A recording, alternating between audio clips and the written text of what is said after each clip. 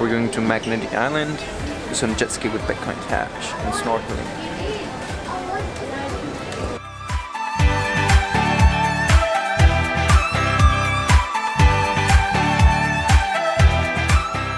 For Bitcoin Cash, you don't need to, it's negligible. I paid maybe $0.0001, maybe even less than that as transaction fees. Okay. Negligible.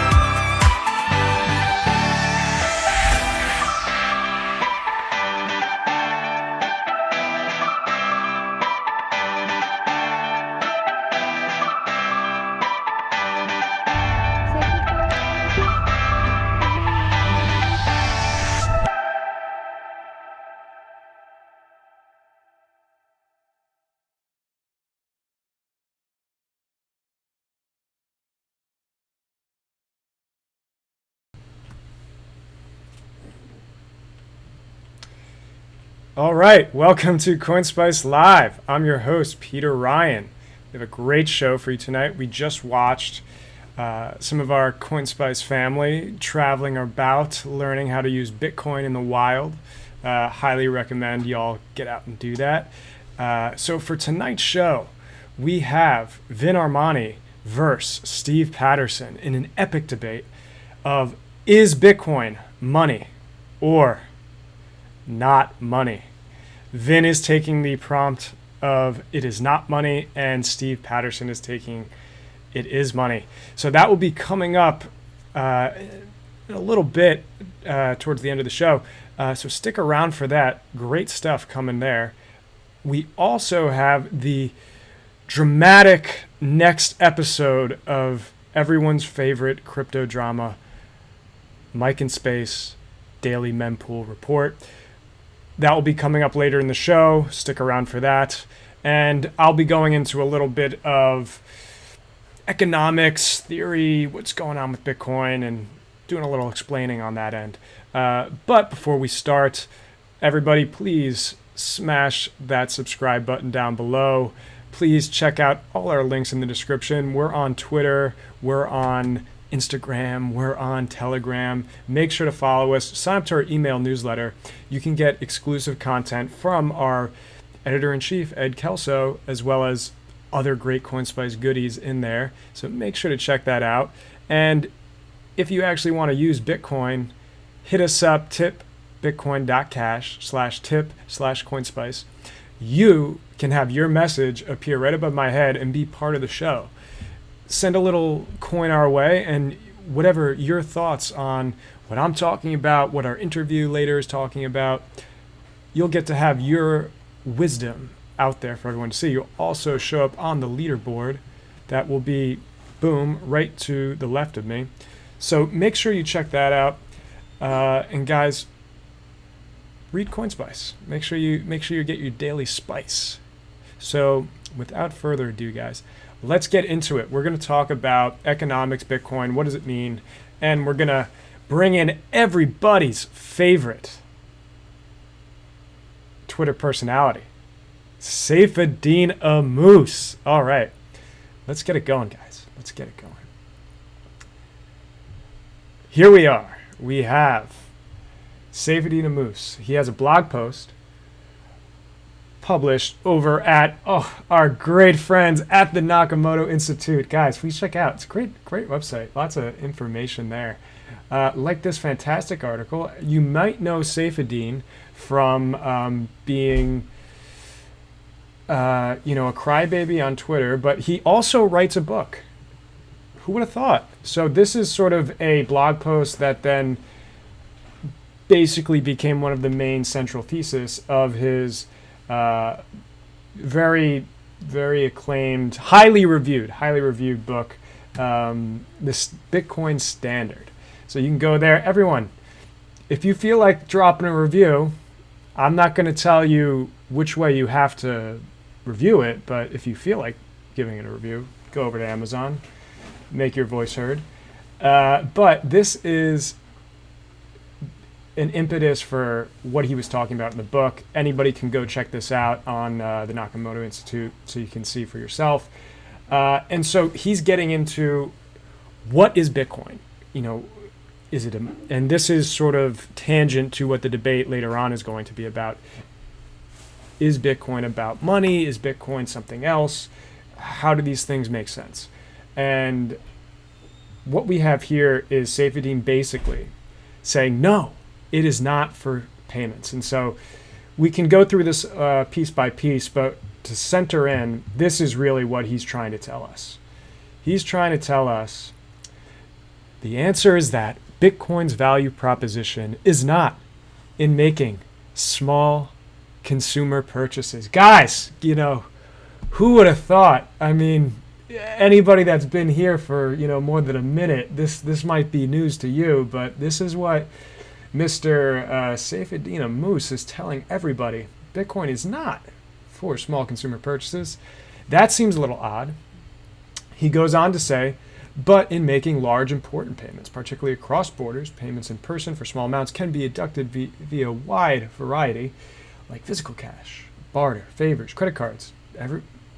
Everyone in Bitcoin loves credit cards lately, bank checks, and so on. And he references different types of stuff going on, and then we scroll on down, and then he says right here, boom, Bitcoin can thus be best compared to a settlement payments between central banks and large financial institutions. Guys, did anyone see that coming? We have Bitcoin being described as basically a settlement layer for central banks and large financial institutions. That's a new one. Very interesting point there, Saefedean. So obviously I'm being a little tongue-in-cheek right now, but this was formulated, as you can see by the date of the blog post, sort of around 2017, and through his Bitcoin Standard and through the Bitcoin maximalism narrative, this has really gained predominance. And this goes along with all the technical discussions as well of what Bitcoin can and cannot do, but this is really the sort of the ground zero of where this narrative comes from. And so when we think about what Bitcoin BTC is today in common parlance, it is this narrative of it's a settlement layer, it's not supposed to be used for small payments, and you can see this is sort of the genesis of that meme really gaining steam. And this is, from my point of view, wrong. It's not only wrong, it is in really, really, really big cognitive dissonance between what the original theses around Bitcoin was back in the day. Whether someone got in 2010, 2011, 2012, 2013, 14, 15. I mean, there's been more years of Bitcoin's existence where people were trying to think of it as, a mechanism for not only something interesting for storing value, but something that can be used as, a transactional vehicle. So this is what is so weird, that this narrative has taken over the way we think about Bitcoin and how BTC has emerged. And let's see why Saefedean says that. Let's see what else he goes into there. So he goes. So guys, again, this might seem shocking, but these are the people leading Bitcoin right now. So he goes into different stuff, but he says right here, Bitcoin can support an international network of 850 central banks capable of performing daily final settlement with one another. He goes on to explain it up here a little bit. I just wanted to highlight 850 central banks. Very interesting in the decentralization movement. So he goes on to say up here, an interesting thought experiment is to imagine the shape of global economic system built around settlement in Bitcoin. Bitcoin's current capacity is to verify around 350,000 transactions per day. This number of transactions can allow a global network of 850 banks to each have one daily transaction with every other bank on the network. The number of unique connections in a network equals n parentheses n minus 1 parentheses over 2, where n is the number of nodes. And so he goes on to talk about, first, the finality of the settlement of Bitcoin does not rely on any counterparty and does not require any single bank to be the de facto arbiter, making it ideal for a network of global peers rather than a global hegemonic centralized order. Second, the Bitcoin network is based on a form of money whose supply cannot be inflated by any single member bank, making it a more attractive store value proposition than national currencies whose creation was precisely so their supply can be increased to finance governments. So this is his whole point here. He's saying that because Bitcoin is limited with the block size, there's only so many transactions that can actually occur per day, and thus because of that, how supply and demand works, if the quantity of supply can't go up, then the price must go up, so the fees must jack up, and so basically by limiting the supply, you necessarily jack up the fees on the chain. Those high fees basically result in, voila, 850 central banks, folks. This is we can get into all sorts of like forecasting and calculation stuff, but I'll use Saefedean's number. I'll take him at his word. 850 central banks. He thinks this is what the decentralized Bitcoin network is all about, guys. Central banks. Who would have thought? And this is just his guess. Who knows what will be in the end? And, it's really interesting. For those of you that stuck around our last episode, we talked about Chris Pacey's great article describing Bitcoin's main innovation, and he talked about how that was censorship-resistant value transfer. And he went in to also describe why this idea of layering and making Bitcoin about sound money in the way that Saefedean is talking here is problematic, because ultimately you just recreate the gold standard, and we all know what happened to the gold standard. Central banks were on it, and then they decided to get off, and the second layers actually became the first layers once the disengagement happened. So oddly enough, this is sort of pairs nicely too with last week, that this is Saefedean describing exactly what Chris Pacey was criticizing, and he thinks it's absolutely fine, and that encouraging a future where central banks of governments actually get back on this type of quasi-digital gold standard will have no ramifications on second layer issues and how that will all turn out. So going back to the article here, he goes on to talk about how basically right here, without a lender of last resort, fractional reserve banking becomes an extremely dangerous arrangement. And the only banks that will survive in the long run would be sound money banks offering financial instruments 100% backed by Bitcoin. So again, guys, this is him describing, the future of everyone using Bitcoin is when they're not actually using Bitcoin. They're using financial instruments given to them by their very gracious overlords, their 850 central banks. So this is the future that these Bitcoin maximalists want. This is what they're designing. This is sort of why we have these memes that we have today. It all started in a lot of places like here at the Nakamoto Institute, the official Frankfurt School of cryptocurrency. So he goes on, let me scroll back here. He goes on to discuss this. He talks about how as a result, consumption will stop being a compulsive part of life and people will buy things they need and things that last for a long time. Instead of wasting their money on plastic bullshit they don't need and expensive sugary addictions, people will save their money for the future and watching it achieve financial independence. Guys, that's communism. So back to this. He goes on to talk about, dribble drabble. And to finally end, here he goes, if the consumer payments view of Bitcoin were correct, the rise of transaction fees would hurt adoption of the network, leading to stalling in the price or a drop as the network is relegated to the status of a curiosity. So, as you can see here, and I highlight this in green for a particular reason, he says the rise in transaction fees would hurt adoption.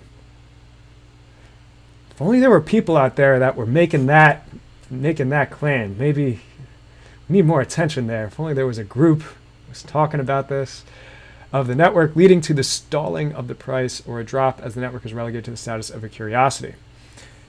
So interestingly enough, Saefedean completely agrees with the Bitcoin Cash thesis. Everyone that's in that community and all the arguments that they're making, he views it as something that we must stop then. We must change the thesis. We must change the value prop of Bitcoin, and we must make it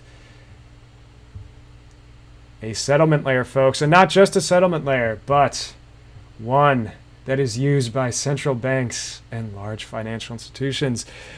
The real grassroots, populist, libertarian movement, guys. Saefedean Moose. So obviously, what's the conclusion here?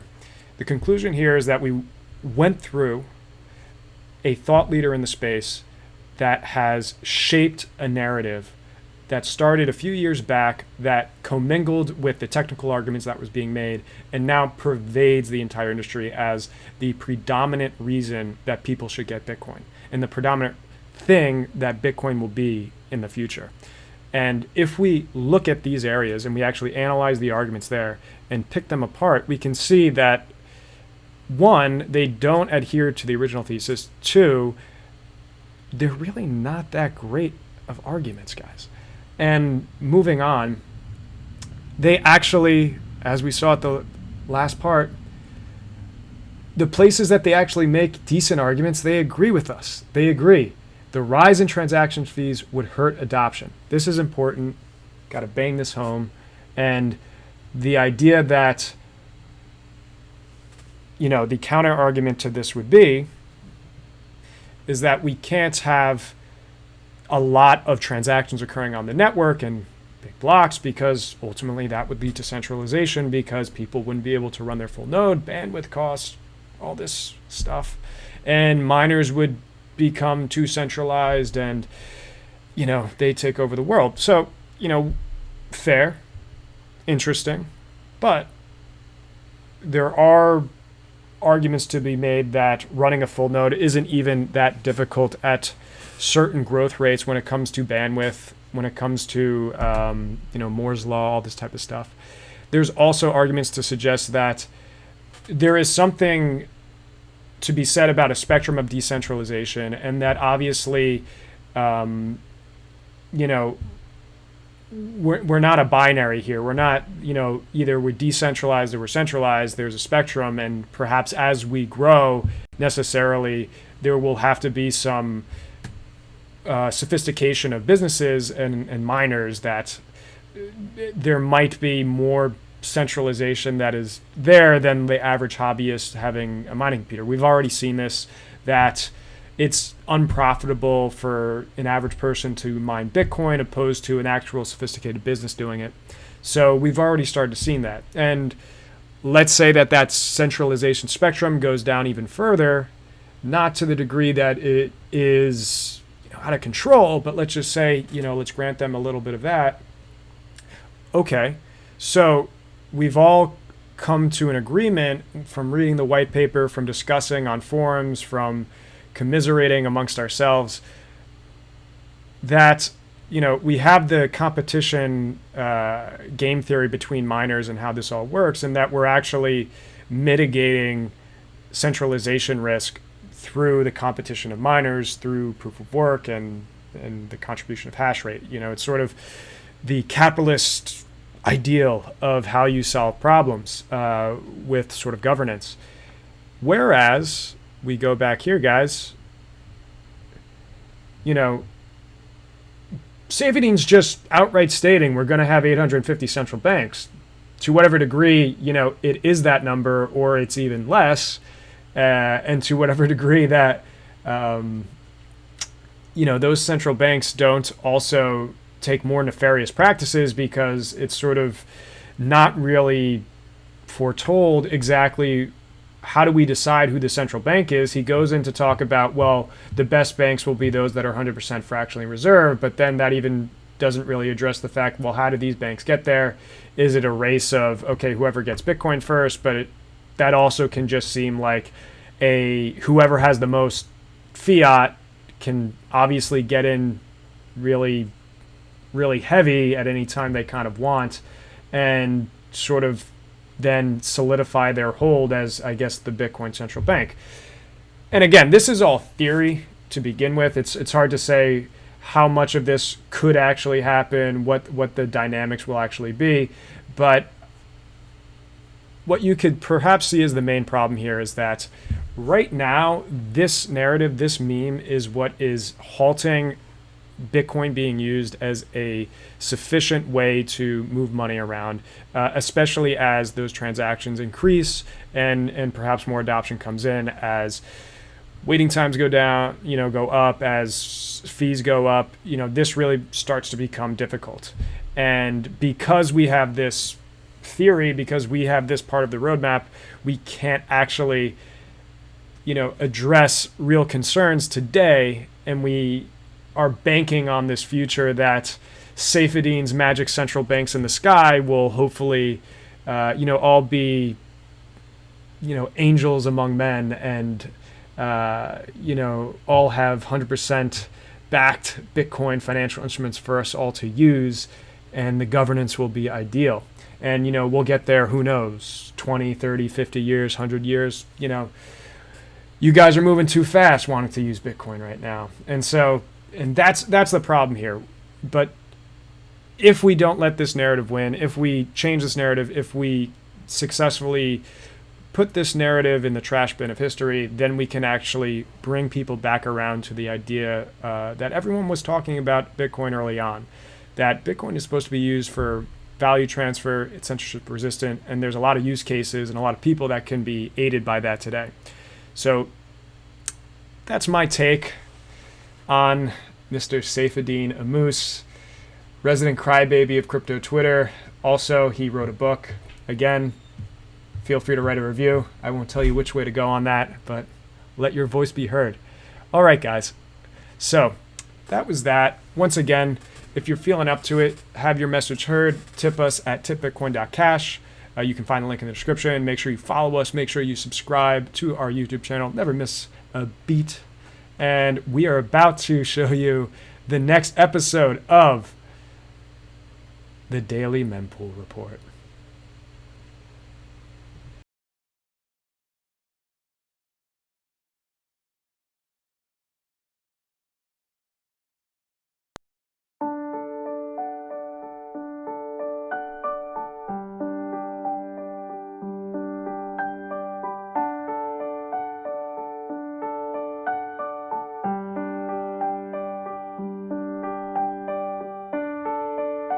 When your day is long and the night is yours alone. When you're sure you've had enough of this life, hang on.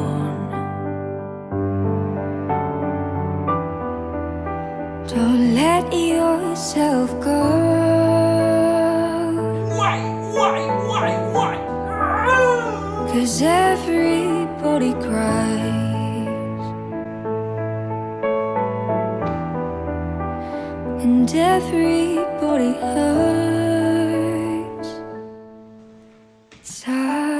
bad spot right now. Fucking, you fucked up.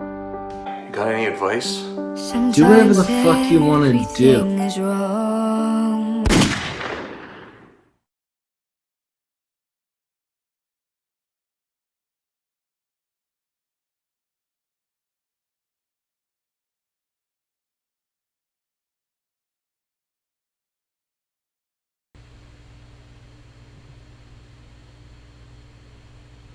We'll be right back.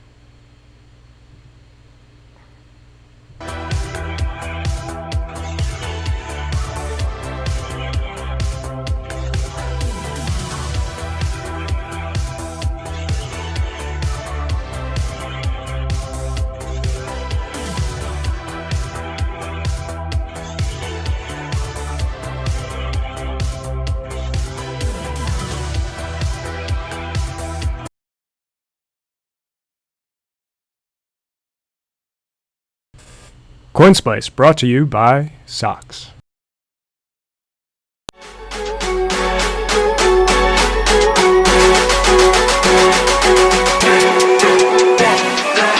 Teach me about fucking stars.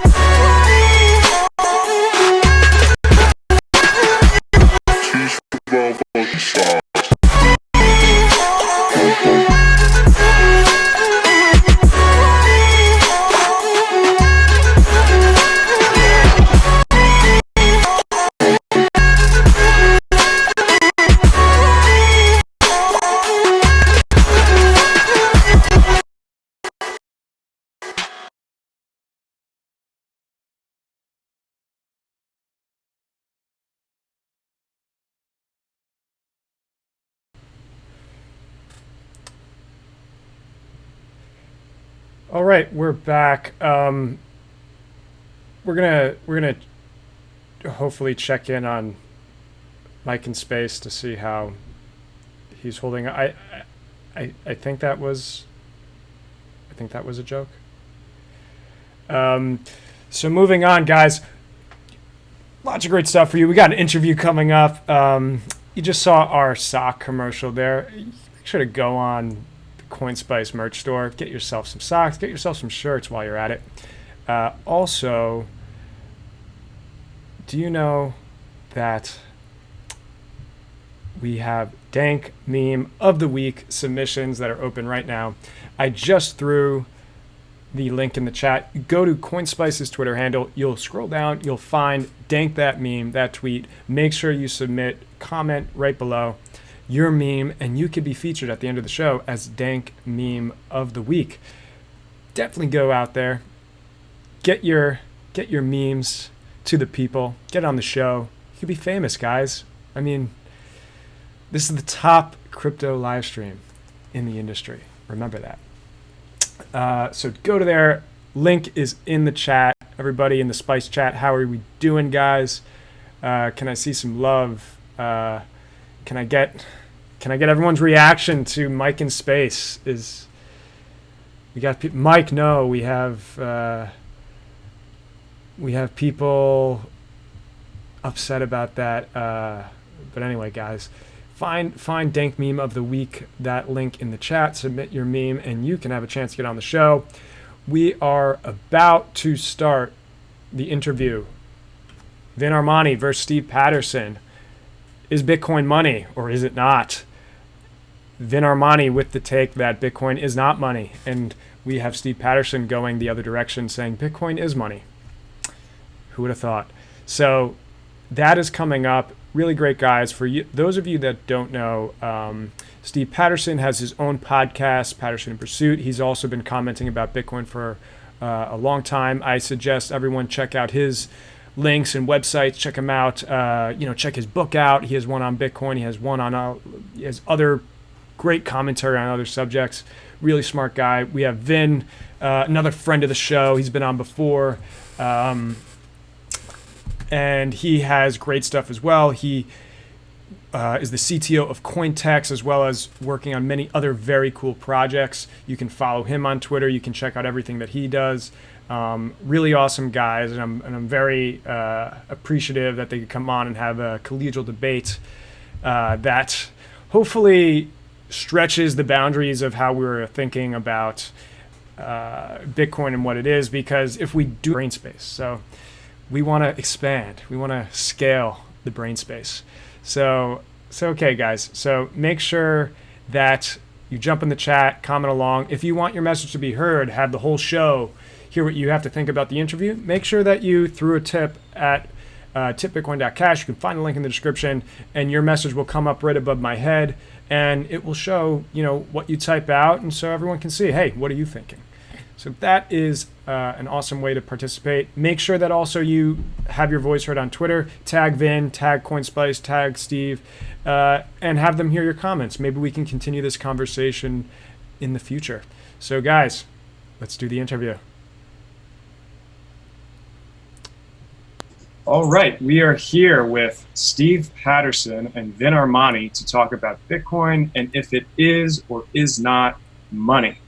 They got into a bit of a Twitter exchange about this debate not too long ago, and we thought it'd be great to come on and talk face-to-face, webcam to webcam, to sort out what exactly this debate is about, especially when it comes to understanding the traditional lineage of money, but also what new innovation Bitcoin brings to the table.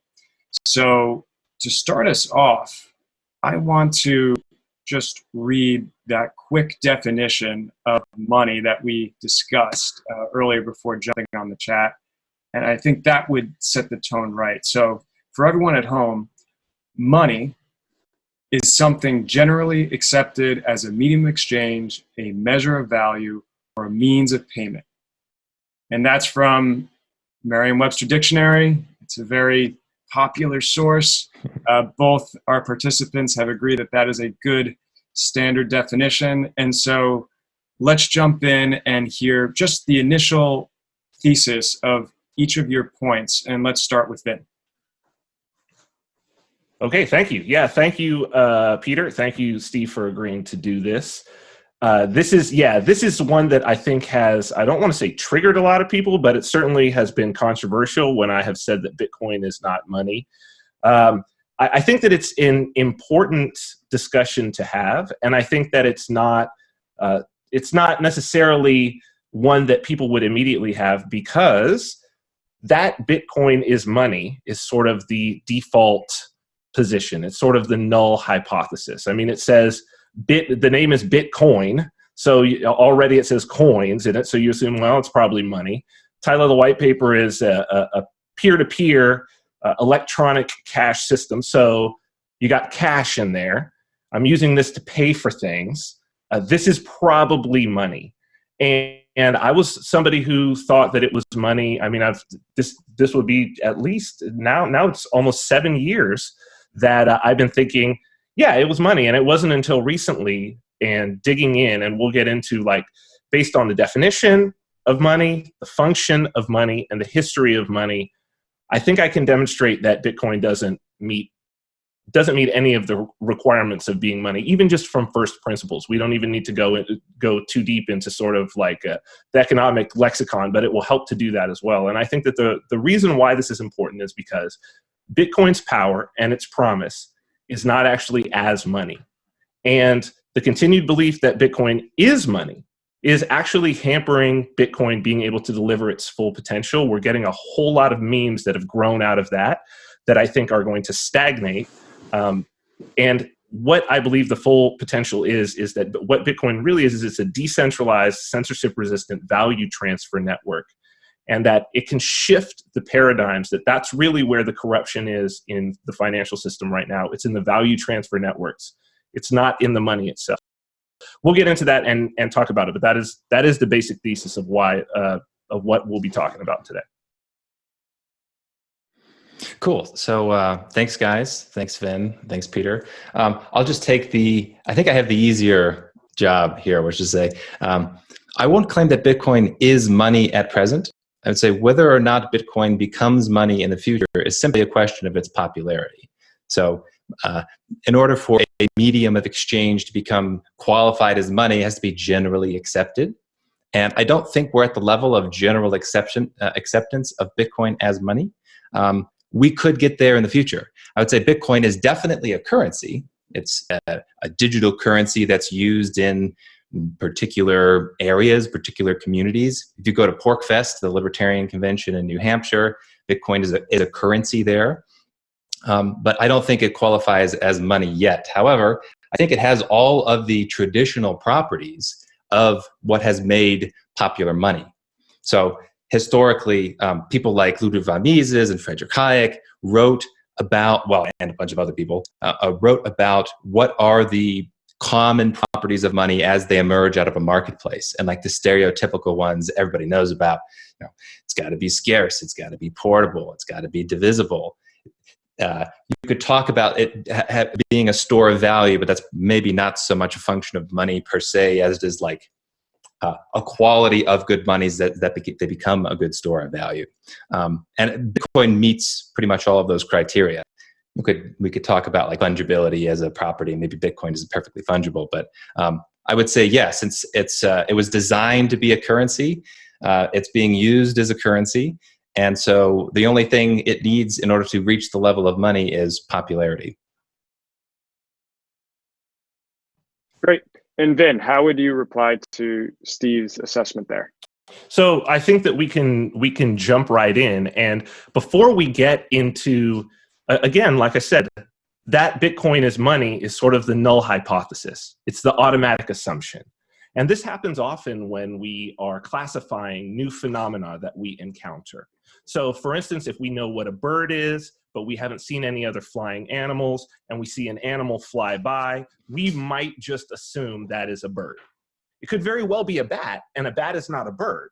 But our automatic assumption, if we've never seen a bat, is going to be, oh, there's a bird, it just flew by me because all flying animals are birds. And so before we get into the deeper idea of what are the properties of money sort of in the economic lexicon, I think that we just need to exclude and include things that we know from first principles in terms of economics. And so we're talking about something generally accepted as a medium of exchange. So clearly money is not every single thing that is exchanged. That wouldn't make sense. That would actually render money basically a useless term. And so in any marketplace, you essentially only have two things that are exchanged. We could say three, but it's essentially two. You're going to have either physical goods or you're going to have services. Now, the third one would be labor, but services are essentially, organized labor, and every good has some labor that goes into it. But individuals in general exchange their labor for something else in the marketplace. That's how most of the people who are watching right now earn their living, is they exchange their labor and they exchange it for money, or they exchange it for something else. The guy that's sitting on the side of the road, a homeless guy with a sign that says "will work for food," is offering to do an economic exchange of his labor for some tangible good, consumable good, that is food. So we have to decide, can labor be money? That's the first thing that we have to. I got to stop you there, though. But so go ahead. Money, it's a medium of exchange. It's not the good that's being exchanged. So the definition of medium of exchange, it's got to be the thing used in indirect exchange. So I have a Rubik's Cube and you have a nice hoodie. And there's one type of exchange in which I'm like, hey, I'll trade you this Rubik's Cube for your hoodie. And if we do that, that would be direct exchange. But it might be that you don't like Rubik's Cubes. So I have to think, okay, well, I know what I'll do. I'll sell the Rubik's Cube to Peter for Bitcoin Cash. And then I'll use the Bitcoin Cash to trade it to Vin for his hoodie.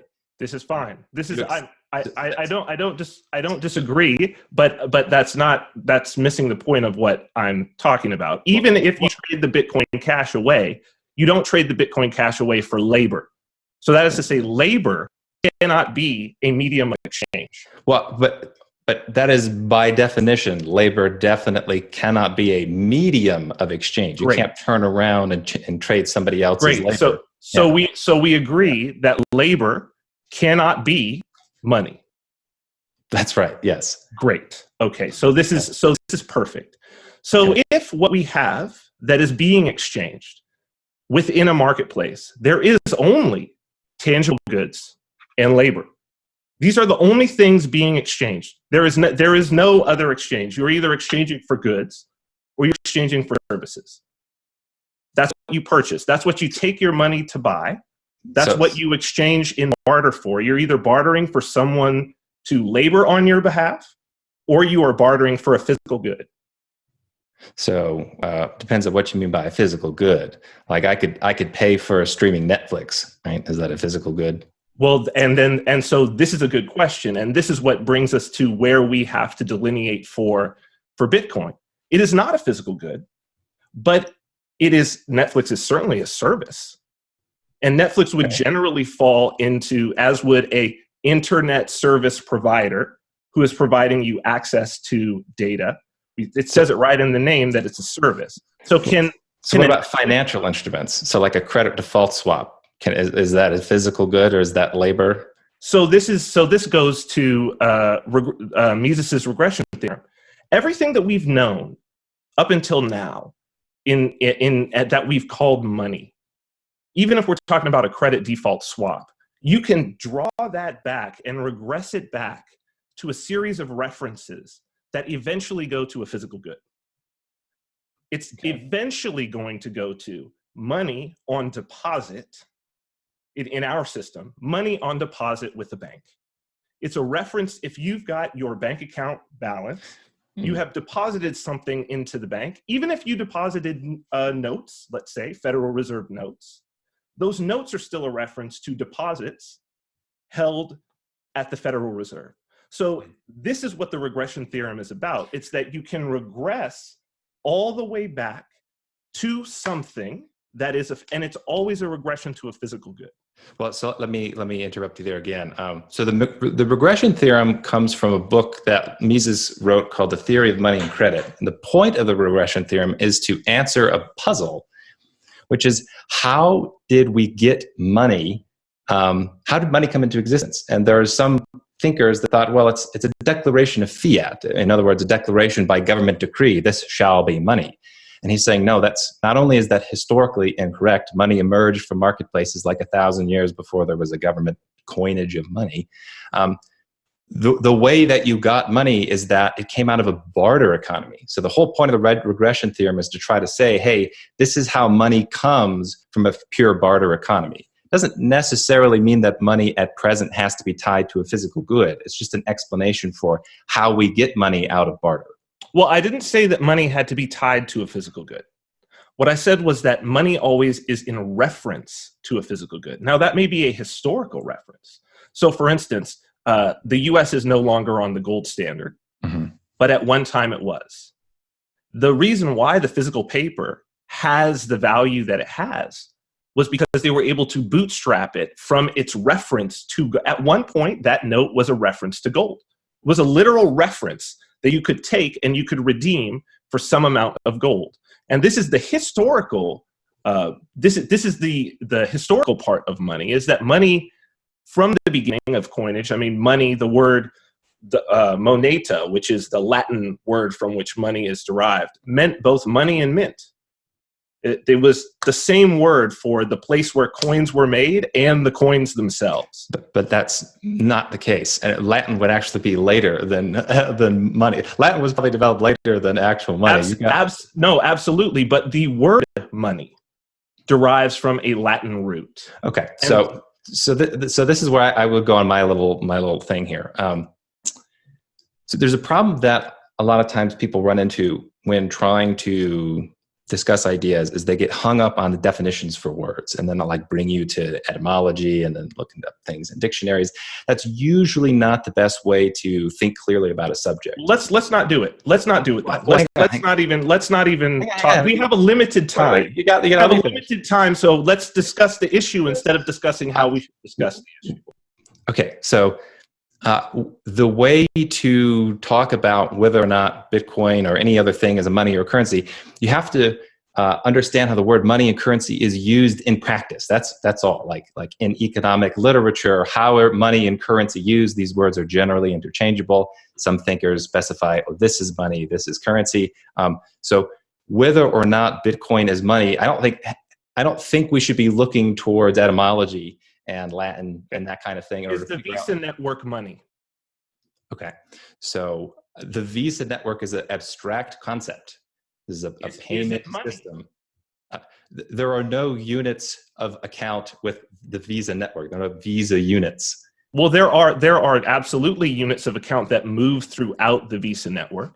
Absolutely. Okay. So they would be currency. They're not considered money. No, they're not generally accepted medium of exchange. So you were saying, well, Visa, if I take my Visa card, it's a generally accepted medium of exchange.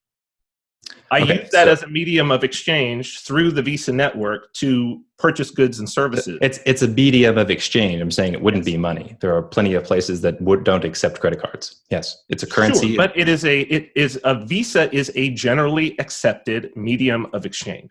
So this is where the other part actually, Mises and Hayek and Rothbard all wrote about that. The term generally accepted is vague itself. So there's actually a bit in Hayek's on the denationalization of money where he says, it's a shame that money is used as a noun. It really should be used as an adjective to describe the property of a thing. Like things have currency. They aren't. So you say Bitcoin is money. I ask you, is the Visa network money? No, I said Bitcoin. What is your answer? I said Bitcoin is a currency. It is not money yet. Whether or not it becomes money is a matter of popularity. The units on the Visa network are a currency, but I wouldn't say they're money. If you want to say they're generally accepted, okay, they're probably on the edge of it. But no, are PayPal units money? Well, they're a currency. So a currency is not money. So something can be a currency and not be money. Yes, something can. Medium of exchange in commerce and not be generally accepted. Okay. I'm trying to understand. So money means that it's generally accepted. That's right. Okay. Now Visa is generally accepted. Visa is actually accepted in commerce in more places than the US dollar, than the paper US dollar. So I don't accept Visa. You probably don't accept Visa. I do, as a matter of fact. Okay. I don't. Do you have a PayPal? I think I have a PayPal, yeah. Then you accept Visa. Okay. I don't think of it that way. And that's not true either. I'm the one that chooses whether or not I use PayPal or not. The individuals are the ones that chooses. What I'm saying is that if you were looking at merchants in the world who accepted the US dollar, the US paper dollar, is that money? In certain contexts, the US dollar cash, physical cash, is considered a money. In other contexts, it wouldn't be considered money. And what defines the context in which it is considered money? Whatever economic system that you're looking at. So like in the middle of Mongolia, you can imagine a circumstance where they don't accept US dollars as a medium of exchange. Therefore, it's not money there. But they do accept Visa. Yeah, if I can jump in here. Yes, go ahead, please. Real quick, to humor me a bit, perhaps a transgression that would assist us here is thinking about there is sort of this chicken and the egg, where Bitcoin is now, where it will be, where it could be. So maybe it's helpful just to think within the hypothetical of, let us say that in a context, Bitcoin is just as accepted as whatever other fiat or other counter example we want to use there. So in that context, where the generally accepted property is sort of a non-issue anymore, that's assumed. What are the unique properties of Bitcoin versus fiat that make it a money or not a money? So, Steve, let's go with you first on that. Sure. So if it's the case that you're talking about a currency which is generally accepted as a medium of exchange, then it meets the criteria of being considered money. An example of another digital currency would be like World of Warcraft gold. Is World of Warcraft gold money? Well, within the game, yes. Within the context of the World of Warcraft, sure, you can call it money. But it's also a currency. You can actually buy World of Warcraft gold with USD. It kind of spills out of the world and into the other world. But who would call WoW gold money? So it just matters the context. In the World of Warcraft, yeah, it's money. Out of the World of Warcraft, no, it's not money.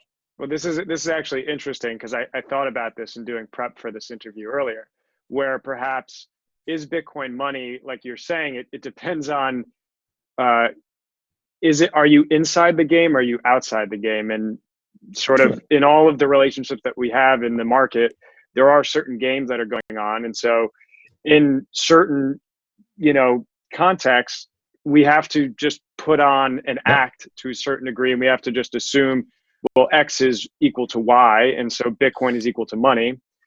Even though where Vin is, I think, trying to get at, like, just stepping all the way back and deconstructing a bit, is really identifying, well, if we take the parameters of the game away, is Bitcoin actually money? I think nothing is last money. Time we talked. If you take the parameters of the game away, then nothing is money, right? Well, I'm I'm not suggesting to take the parameters of the game away. What I'm suggesting is to recognize what game we are playing.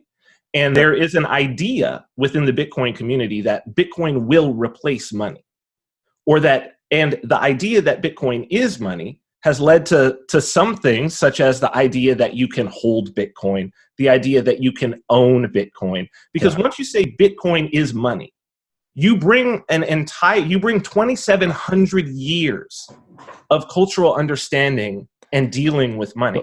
Okay, would you say the same thing about if people were saying Bitcoin is a medium of exchange? Would you also think that's a mistake? I think that's fine. I think someone could say that Bitcoin is a medium of exchange, just like you could say that Visa is a medium of exchange. So you could say Bitcoin is a medium of exchange. Then in the circumstance in which it's generally accepted, wouldn't that mean you could talk about Bitcoin as money, since money let me say what I believe Bitcoin is. So Visa is not money, but Visa is a value transfer network for money. It is a value transfer tool for money. Just like a check, a physical check is not the money. It is an order instrument that says pay to the order of somebody. And that is the payment, the payment, pay money to the order of somebody. The money is somewhere else. Just like if I was to take 10, gold coins and put them in an envelope and send them with a courier, the courier is not the money.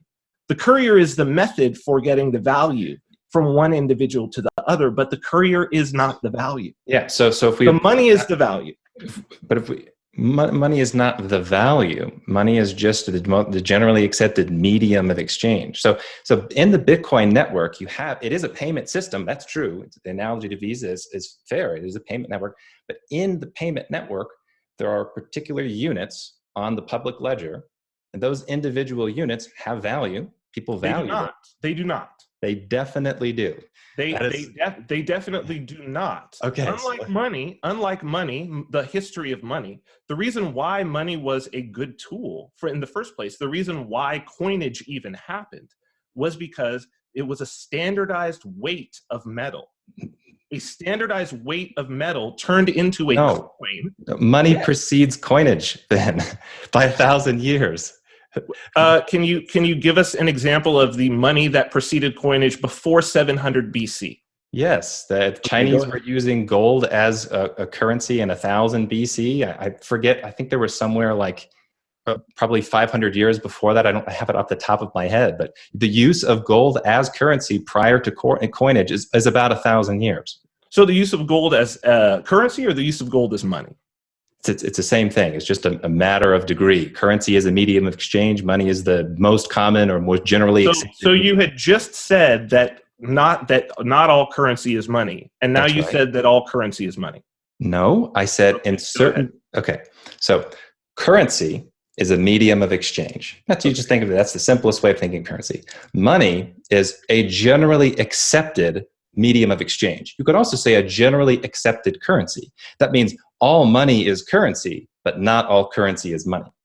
So in the particular context of the Chinese using gold as currency, it was money in that context. It doesn't mean that it was generally accepted the world over. Just in that particular society, it was money and currency at the same time.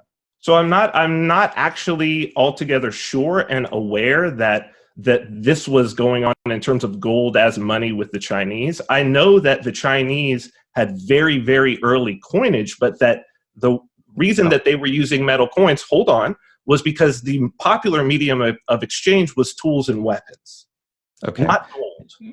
Sure. So there's been a bunch of different currencies that have emerged out of the marketplace. Gold and silver have been used prior to official coinage. Coinage was a wonderful thing because then you had the standardization of the metal that was being already used as money. Of course. Well, of course. And that was the reason why, as I said, that was the reason why that was the reason why coinage was an excellent tool, was because coinage allowed for standardized weights of this thing that they were using as a medium of exchange already. Okay. So it was a value add to this medium of exchange. Sure. Because the actual physical item had a value and a utility. This is Menger, this is Mises. Had an actual utility. A Bitcoin UTXO has zero utility in and of itself. Okay. And so that's what the argument that I was framing there. But it's not the case. So both of those things are incorrect. So people, I think, misunderstand the regression theorem and thinking it's a litmus test.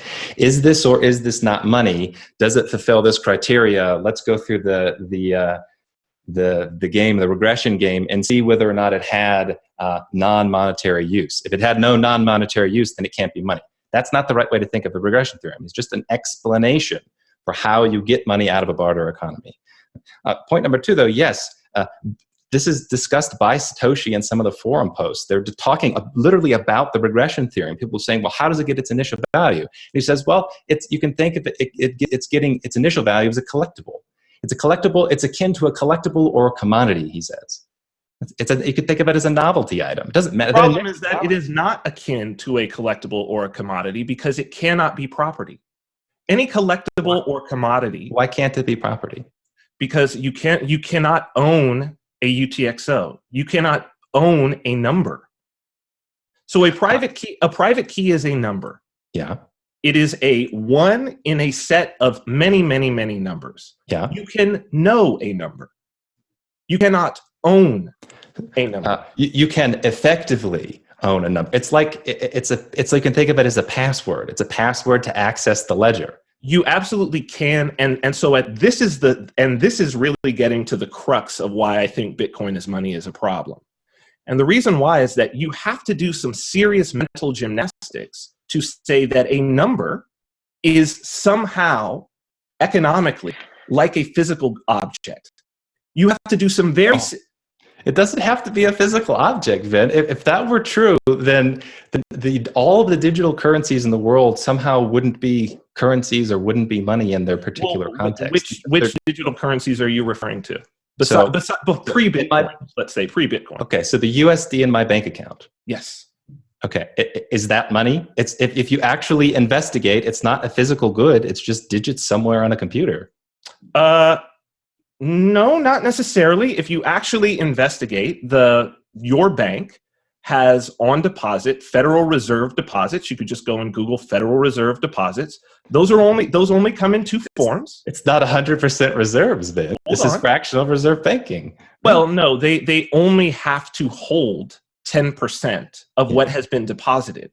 But that doesn't mean that things haven't been deposited. Okay, so what happens with fractional reserve banking is they get a deposit of $100 and then they lend out magic money for $900 that doesn't exist. No, that's not exactly how it happens. If they get a deposit of $100, they can loan out $90. No, and then you have unfortunately it's one of the myths about fractional reserve. The money that we've got a money supply, okay, that you can see where the money supply is. At your bank, everything that is on its books in terms of a deposit, including the stuff that has been loaned out, is associated with a Federal Reserve deposit that is in the form of either gold or treasury bills, So you believe that the actual amount of printed paper money is identical to the total amount of financial instruments that are circulating? I absolutely did not just say that. I said that the deposits of your bank that your bank holds on their own sheet of how much money they have is a reference to money that is deposited at the Federal Reserve in a Federal Reserve deposit. Okay, and those deposits are cash money at the Federal Reserve, or digital money. The deposits are either in gold or they are in treasury bills. Those are the only two types of deposits that are on deposit at the Federal Reserve. So you think there are printed treasury bills that are like, I don't know what the total... treasury bills are digital now. Okay, so how does that work? Then that's not a physical thing. No, well, they are assigned ownership. You are considered the owner of what is about to come in of the treasury bill, and it's related to the gold that is also there on deposit. So the thing is that U.S. dollars are not tied to gold. This was broken by Nixon in the 1970s. U.S. dollars are not redeemable for gold. The reason why there is inflation is because they are relative to actual things that have utility. So if you print, that means that if you print more, then the value of each of those goes down relative to actual physical objects in the world. That's what inflation is. That's what inflation is. Because the money has a relationship. Bitcoin does not have such a relationship. It is not a reference to anything in the world that is outside of the Bitcoin blockchain. Okay. I think there are many. So I like to call this an abstraction errors. So I think there's the resolution is not the right metaphysical level to really have a clear understanding of what's going on here. So in practice, the units on the Bitcoin ledger are used as a medium of exchange. It doesn't matter whether or not there's some government tying them to physical things. It just matters in practice. You can use Bitcoin as a medium of exchange. That this is a very esoteric way of trying to ground everything in physical objects, but the world as it is right now, the financial world as it is totally digitized and totally arbitrary. And there's way more digits than there are going to be physical pieces of paper that are printed, and debt is totally arbitrary, and it's literally numbers in a computer. So imagine the economic world is, and this is why we have terrible inflation, is because the economic world is tied to finite physical values. There are physical goods that are being purchased in the world, regardless of if they're purchased ones or zeros. There are physical goods, and the money that we have in the current financial system is a reference, both in actual and in historical context, to physical goods. So again, this is in I think the Theory of Money and Credit. Mises says something along the lines, this is a rough paraphrase, that the only way governments have been able to create fiat money is by having the currency be the paper units be tied to gold previously, and then that connection gets severed, and then it's free floating out there. Okay, correct. But floating, Vid. Yes, but the first part of that is that the only way that they're able to have the fiat is because of a historical reference. No, not the only way. No, this is the mistake. Okay. Go ahead. You just said the only way. Okay. As a historical description, not as some criteria, litmus test, is this money or is this not money? It's just a historical description. So it's totally possible that somebody could come along and create a payment system and a public ledger with a particular unit in their ledger that has value despite it not being tied to... So could we say then... So could we say then, agreed, and I will grant you that. Could we say that in terms of everything that we know about the history of money, about the formation of money, about theories that have been put forward in terms of money, what is necessary, including Mises, including Hayek, including Menger, that Bitcoin does not fit? Now, granted, I will grant you that perhaps their definition, and of course their definition is lacking because Bitcoin didn't exist, and perhaps their definition would be different if Bitcoin did exist. But would you grant me that Bitcoin does not meet the criteria of any money that we have seen previously. And so then, if we are going to say that Bitcoin is money, that we must say that it is a historical anomaly. So I would say the only way that it's a historical anomaly is that it meets and exceeds the standard criteria for the properties that are assigned to money. It is. Those criteria are historical, though. We have gained what those criteria are through historical experience. That's true. Meet those. Okay, I think I have something that would complement a lot of the discussion going on here, especially on some of the points you just brought up there, Vin. We've been talking about Mises a lot and referencing some of his writing. I get hung up on actually a footnote in Human Action quite often, and this is what it says. It's quick. It says, money can be in the process of transportation. It can travel in trains, ships, or planes from one place to another. And so that is a footnote in describing what is money, and he's referencing this transportation system, and he's referencing containers, trains, ships, things that money can go inside of, and he's talking obviously about gold. So I think what's interesting here, and again, Vin, you mentioned they couldn't possibly conceive of Bitcoin, and this is where it's interesting to think. Is Bitcoin, and we get wrapped up in the native units versus the system, but is Bitcoin also something like a transport layer where really the native units is like a shipping container? Really, yes. the native unit is sort of like a boxcar on a train. Absolutely. And so, yeah, Vin, why don't you just reply to that quick? Interject one thing here, and then Vin, you can comment. Interject. Sure. So I like the analogy, but inside the box, the container, it's not gold. When in the case of Bitcoin, it's not something physical. It's just value. It's just human value. That's all that's it. You open it up. You say, what is this unit that I'm looking at? The little one Satoshi on the blockchain. It's just human value. Okay. Yep. What do you think about that, Ben? So if we're going with Menger, that value itself, which then is the lead into Mises, that value itself is utility to a human being. And so that's utility in the creation. You're saying that is not what gives something value, is that it is useful to a human being. That is not why. It depends on what. Okay, so utility has a very specific meaning in economics. So maybe I'm misunderstanding. Yeah, the mind assigns value to things. Yes, absolutely. There's no utils.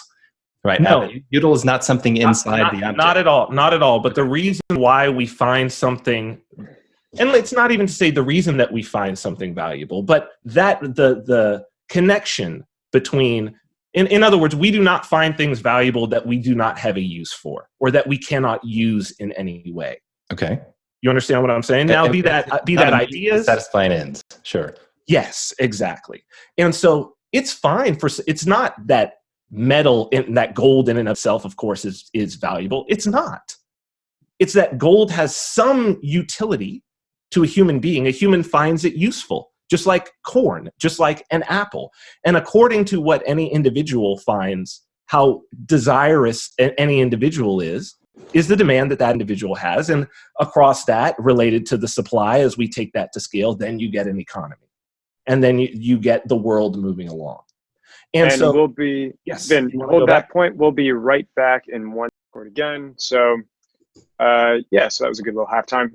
So Vin, I believe you were finishing your point. Yeah, I want to address your point about the in travel and the sort of containers, because we do get hung up a lot on the base token and this value of like, oh, but a Bitcoin is different than the Bitcoin network, and these base numbers have some value. But it's demonstrably not the case that there's any real assignable value, and that those numbers, the base Bitcoin, really have any demonstrable value other than the fact that it takes you have a minimum of 546 Satoshis to actually be able to move a transaction. The reason why I say that is Tether, which began as an Omni token, so it was actually on Bitcoin.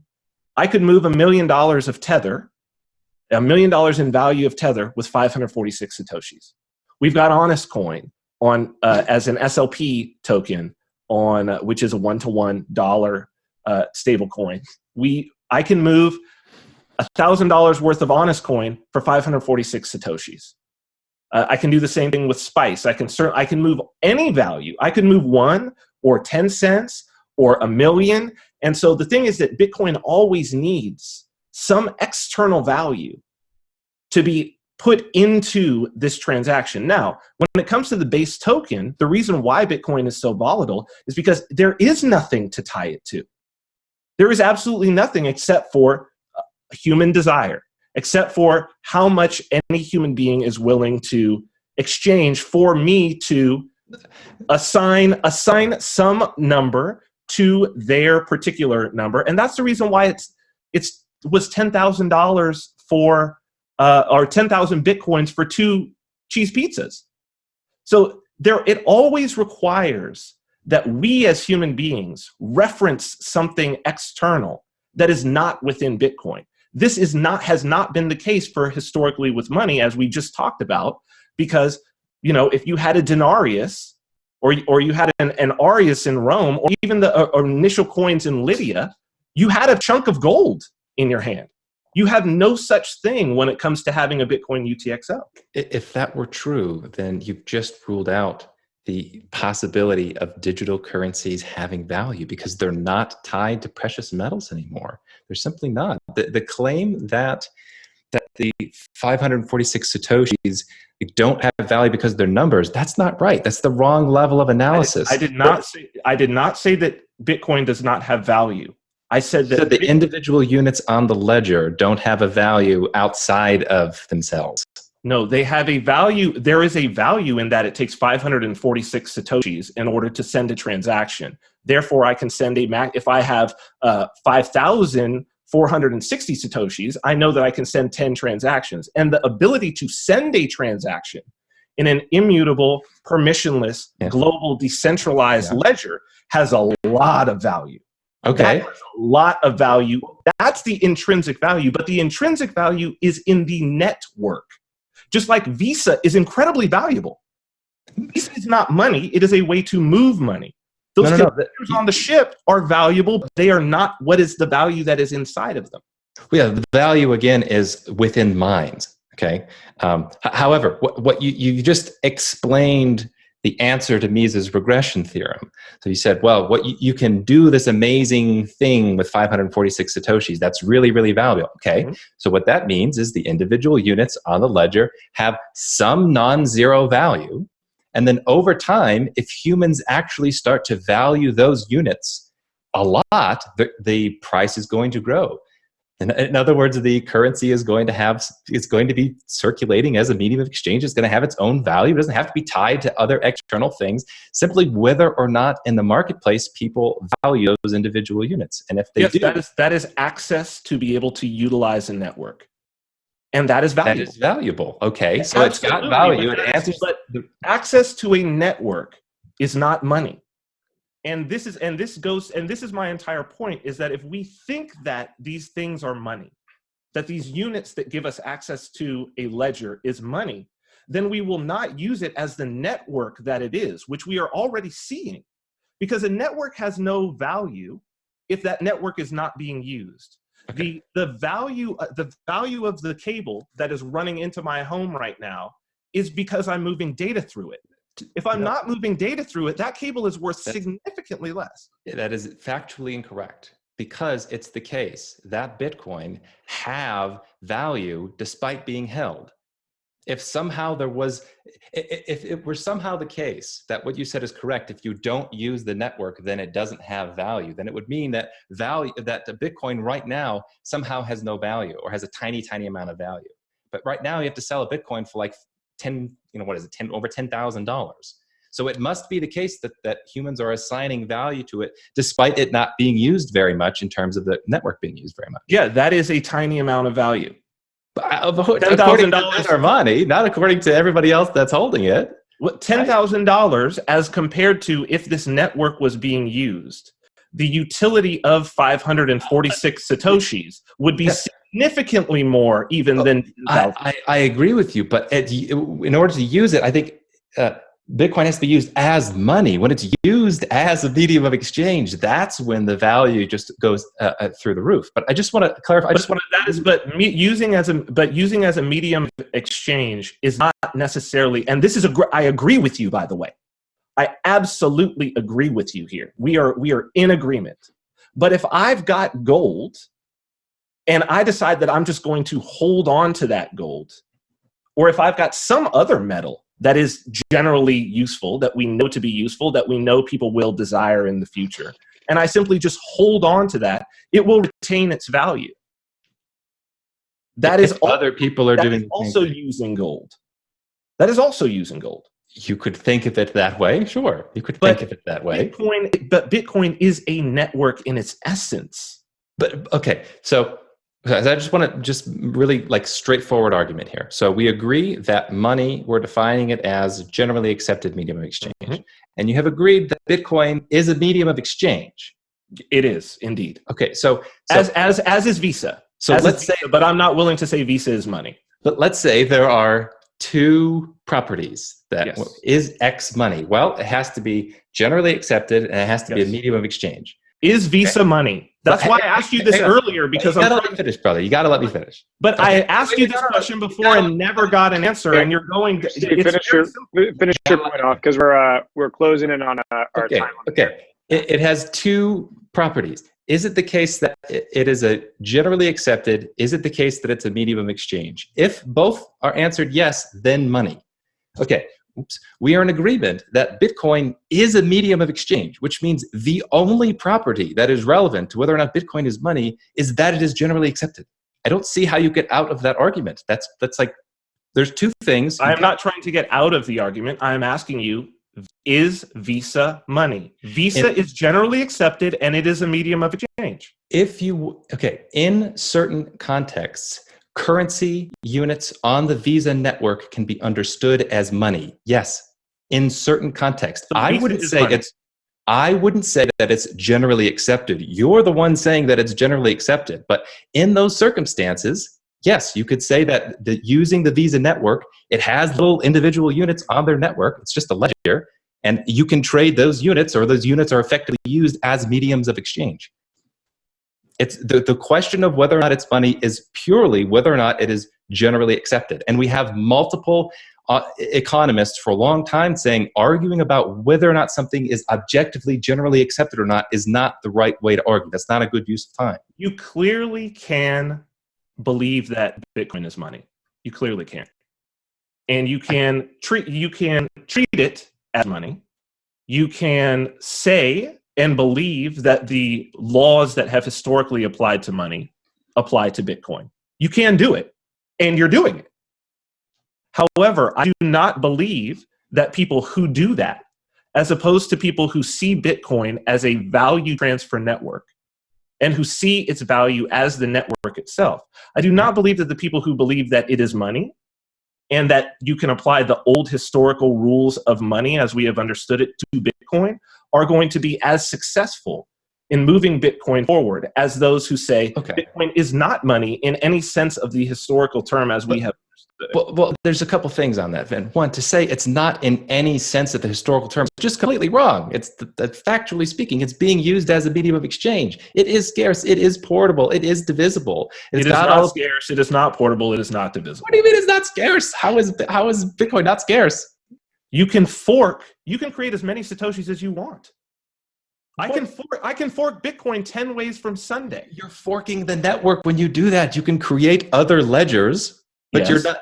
Okay, so the amount of... So how is it scarce? Can I create more gold out of thin air? Sure. Because if you look at it metaphysically, gold is just a molecule, and molecules are just arrangements of atoms. So if you can find a way to break apart matter in the right way and rearrange it, then you can create gold molecules. If I could do that, yes, if I could do that, would gold still be scarce? If I could create it out of thin air, would gold still be a scarce resource? That's a... metaphysically, to take it metaphysically. I'm trying to say this is not the right. Just because you can create alternative ledgers which have different levels of hash power and security put on them, doesn't mean that the currency unit on one particular ledger isn't scarce. I can also, by consensus, people on that ledger can change. Peter Todd's already talking about adding inflation. It is conceivably possible that the total amount of Bitcoin will increase. Just like it's conceivably possible that in 100 years we'll be mining asteroids that have 100 times the amount of gold in a single asteroid than we have here on Earth. That is conceivably possible. Well, but it's demonstrable that more versions of Bitcoin have been created that share the same transaction history. When Bitcoin Cash and BTC forked, they forked off the same transaction history. It's not the same. Doubled the number of Satoshis. It's not the same ledger, Vin. Well, it's not the same ledger after the first block after the fork. That's but correct. up until that moment, literally at the moment that they fork, you have double the number of Satoshis and the same ledger. Practically irrelevant. This is practically irrelevant. This does not mean in any way that more Bitcoin were brought into existence just because a new ledger was brought into existence. A new ledger. Is Bitcoin not the ledger? Do we not count how many Bitcoin there are by what is on the ledger? The one ledger. There is a BTC ledger. Which one is the one in a fork? BTC is a different ledger than BCH, is a different ledger than BSV. These are all different coins. So when BTC recently hard forked, is it now no longer why is it still the ledger? It's no longer in consensus with the old code. It's a matter of hash rate. The BTC network has the most hash rate. That's supposed to be the definition for the continuing of the chain it's actually block height, but we talk about it now as it's like most accumulated proof of work. That is the same chain, yes. That's for which block you take on a single ledger, but that has nothing to do with a ledger splitting. I have BCH and I have a little bit of BTC. I sold most of it because I'm a BCH guy, or at least a big blocker, I would say. I cannot send my BTC, meaning I cannot move units on the one ledger and have the other ones move. Well, this is self-evident. I don't think anybody watching this needs. Okay, so then it's scarce. So BTC, or the units of Bitcoin on any individual ledger, are definitely scarce. You can't bring more. When BTC and BCH forked, value was taken onto both ledgers. Yeah. When BCH and BSV forked, value was taken onto both ledgers. That's it is right. absolutely conceivable that 10 years from now, BCH and BTC will have higher exchange rates than they did at the time of the fork when they were together. So I think the exchange rate when the fork, it was certainly under $10,000. I think it was closer to like 4 or 5, as a matter of fact. It may have even been 3 in August of 2017. So you did have a creation of this thing that is supposedly a scarce resource. That's not. And you had it created out of thin air. It's not scarce. It's not portable. It's not portable either. What do you mean it's not portable? I can send units anywhere. Where are your units located? They are ones and zeros. I have a wallet on my phone. Are numbers portable? Are numbers portable?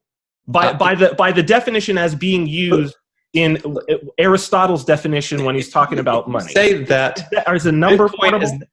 Can I send you a file over the internet? Is it the same file?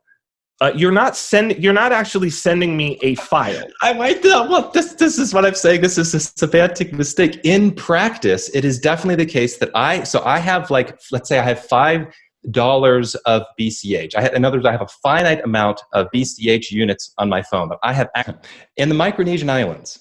Mm-hmm. Okay, they use big old stones that weighed like 2,000 pounds, or like a bit more than that. One of the biggest rye stones on the island of Yap. Yeah, exactly. Were those portable? No, absolutely not. Okay, were they currency? Were they money? Sure. Okay, so even in such an extreme circumstance in which something is rigid by physical criteria, you still have a thing that is money. I am not the person arguing that money needs to be portable. You are the one who said Bitcoin is portable. Okay, to seriously... Obviously, Yap stones are not portable, just like Bitcoin is not portable. Okay, so if you're going to take the physicalist criteria for what portability means, rather than what everybody understands it to mean, that like you can't use your credit card, is credit card money portable? Like, this is so silly. It's a ledger that's out there that you say no. A credit card is a network. It's not money. Okay, then let's throw out that particular Aristotelian conception of money, because that's utterly ridiculous. So then can we throw out all of his other conceptions? So let's fungible, divisible. Let's throw them all out. Let's make a new criteria for what we mean by the word portable. So let's say you have the ability to transact the unit of the currency from anywhere. So this is your definition that you're doing around with you. You can. So unlike the rhinestone, which is part of the reason that's not good money, is because it's not portable. We agree on that. You can't roll it around. So did Aristotle, by the way. That was the whole idea, that he was saying, what is good money? He said good money is portable. It doesn't mean all money is portable, but it just means good money is in his version. This was Aristotle preceded like digital stuff in the internet by multiple thousands of years. So it's probably but yet you're using his criteria. You just use the difficult part is this, Steve. If you're going to use a set of criteria that come from someone who define them in a specific way, portable, divisible, fungible, then you're going to have to use his definition. We can't just No, you're going to make new definitions. Okay, so Mises, so 100% of the economists that came after Aristotle, they were tied into the exact usage and conception that Aristotle had of the properties of money. That's preposterous. But the economic theory evolves post-Aristotle, even though you can use some of the words and concepts that he used. Sure, but you can't just create a new meaning for portable. I have no problem with the idea that money doesn't have to be portable. This is why language matters, okay? You take a poll. For real. I agree. Take a poll, ask normal people. Yes. You think, you kind of describe Bitcoin to them. You describe what you can do with it. Say, do you think this currency unit is portable? The way that people use that word, I would bet the vast majority of people with economics training and not would say, oh yeah, that's hyper-portable. Yes, just like, any digital things are incredibly portable. Yes, so it's not me just divining a new word out of thin air. It's you attaching yourself to a very peculiar definition of portability that just is obviously not relevant to how we use language or to economic questions. Well, it actually is, because part of this is actually understanding how Bitcoin works at a professional level. Okay. So to be fair, right? If somebody is doing classification, right? If somebody is classifying what species, whether something is a bird or not a bird, whether something is a marsupial or not a marsupial, there are individuals who work with these creatures at a very deep level on a daily basis, and they probably, for instance, is Pluto a planet? Most people will say Pluto is a planet. Professional astronomers will tell you, actually, Pluto's not a planet. But most people do say that it is. So what I'm speaking from is the idea that digital things are not portable.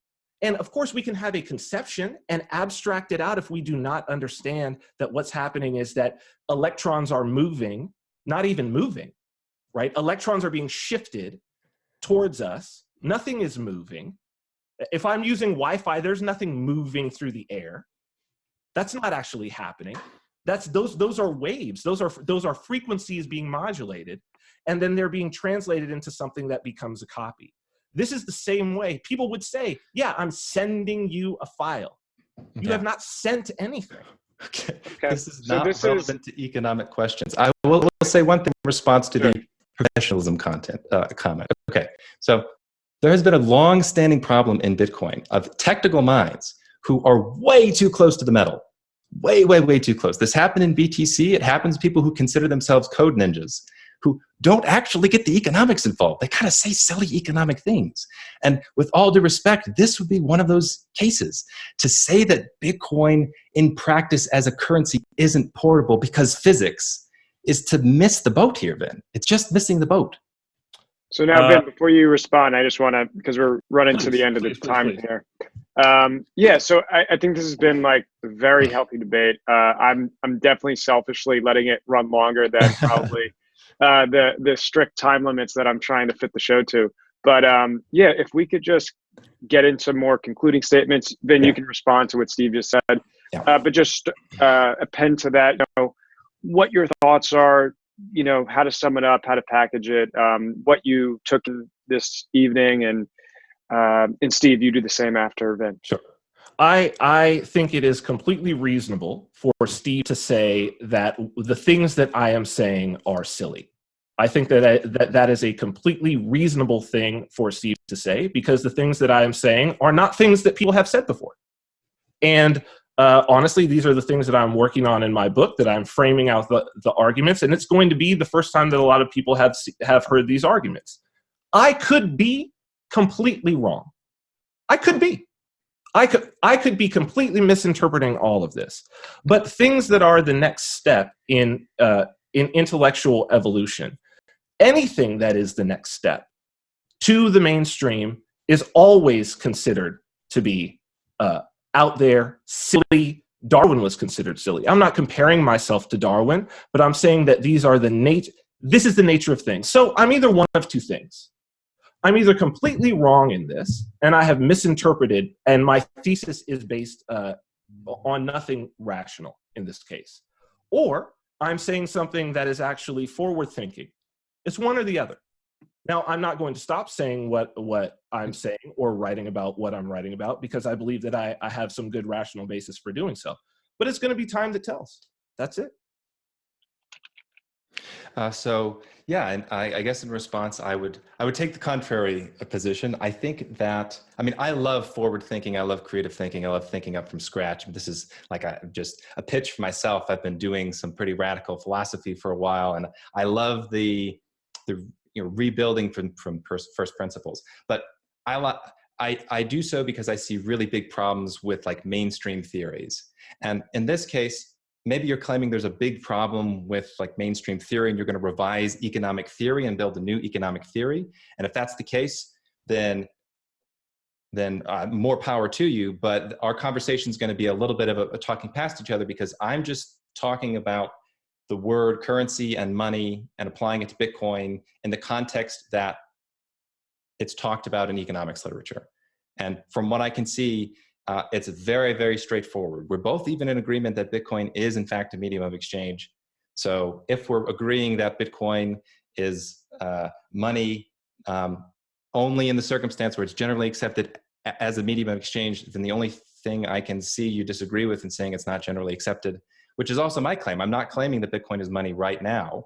I'm saying that it's a currency that could be money. So I wish more power to you, but I don't think the historical claims are accurate. I wish I had off the top of my head the reference to the people 1,000 years prior to the Greeks, but we can find that afterwards easy enough. I know the Chinese were using it in 1000 BC. I don't think the history is accurate. I don't think the terminology is accurate. I don't think the theory is accurate, but I commend you for the boldness with which you are making your new theory. So I've really enjoyed this. It's a great way to end. Perfect. Well, thank you both. It was quite enjoyable from my perspective. For everyone at home, please follow all these guys on Twitter. Vin, I believe you're at Vin Armani. Steve, you're at Steve in Pursuit. That's right. Check them out. Vin and Steve both have, long archive of content they've produced on Bitcoin, on more broader subjects. So please go check that out if you're craving and you're hungry for more of the thoughts that they've shared. So once again, guys, thank you. Thanks, Peter.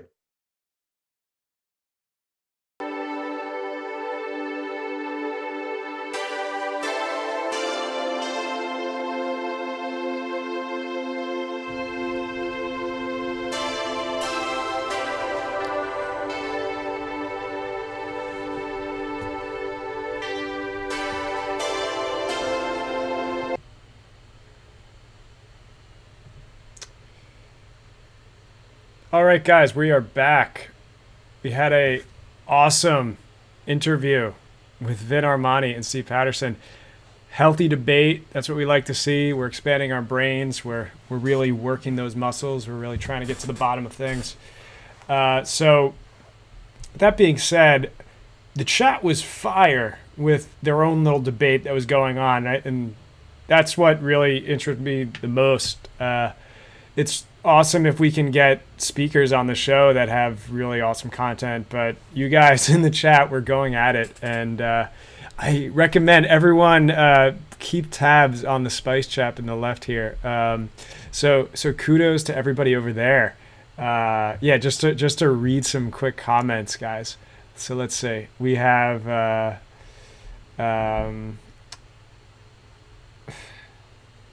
we have Zombo Joe. And if someone gets a quantum computer and then knows your private key, do you still own it? Interesting conundrum to think about there. We have Nate Henderson saying, this is at 90% semantics and miscommunications. I'm waiting for Vin to get to his point, which is outside the box and easy to misinterpret. Okay, Vin was definitely going outside the box. Give him that. Going on, we have Gray Wervin saying, people agreeing that the contents of the notarization system cannot be contested is the key. All enforcement systems are just people. We're all just humans trying to find the best system. Yes, very, very true. So we got a lot of great comments. Everybody, please go back in the chat, check that out. So guys, we also have Dank Meme of the Week. So let's go over there and let's see who won this contest. All right. So everybody, are you ready for some dank memeage? It's loading. This is your last chance. If you didn't submit now, you missed your shot. You missed your shot to be infamous for the dankest. Okay, here we go, guys. We're about to reveal who is the winner.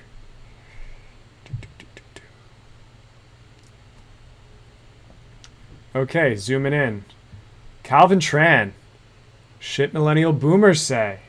Ooh, interesting. Very postmodern. Just text, no image. Nate Henderson. Going in. Okay, gotta open this guy up.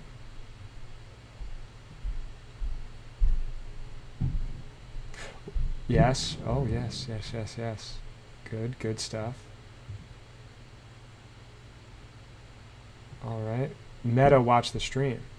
Vinci discovering the root of their disagreement. Okay, I think I'm gonna give it to Nate because we had an awesome debate from Steve and Vin, but I think this is hilarious.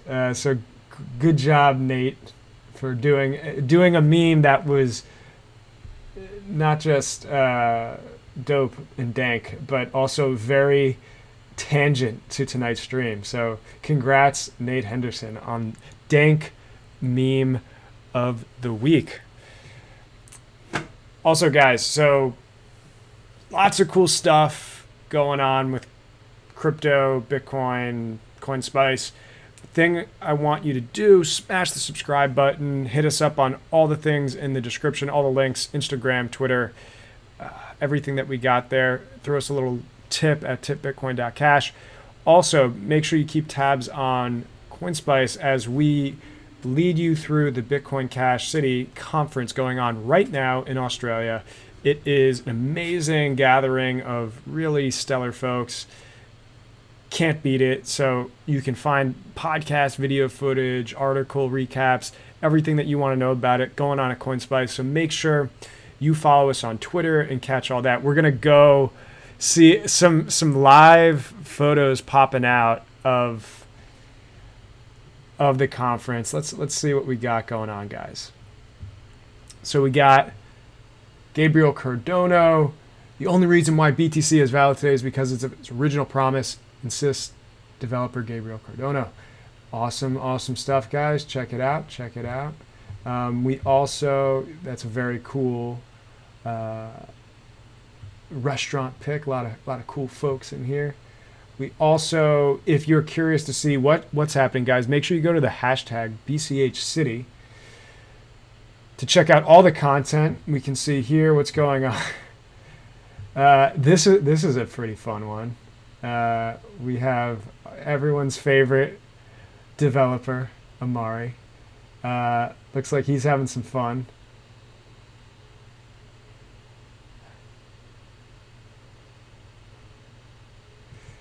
He's mastering nature, guys. So that's what's going on at the Bitcoin Cash City Conference. Everybody check that out. Check out all. You can find their Twitter handle here. You can find them at the hashtag BCHCity. So please go do that. Please make sure to subscribe to everything CoinSpice as well to keep tabs on what is going there. Also, guys, so, you know, we've had a guest that we've been trying to get on, but, you know, we pushed him to the side to make room for, you know, our next guest, which we're very excited to have on. So, so I want to introduce Mr. Arthur Hayes. Wait.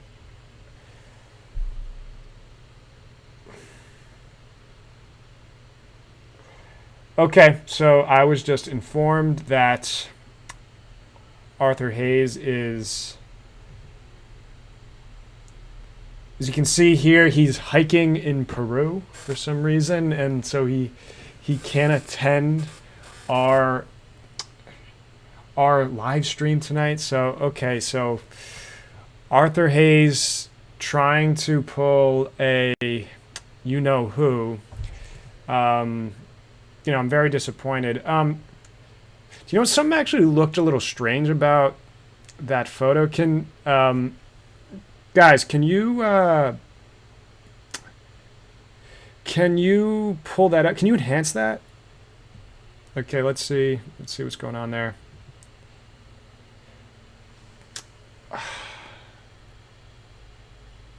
He did it again. Justin, I told you you were banned from CoinSpice. Okay. Well, anybody, guys, please subscribe. Please tweet at us. Please follow us on Instagram. Do all the other cool things. Subscribe to our email newsletter and stay spicy.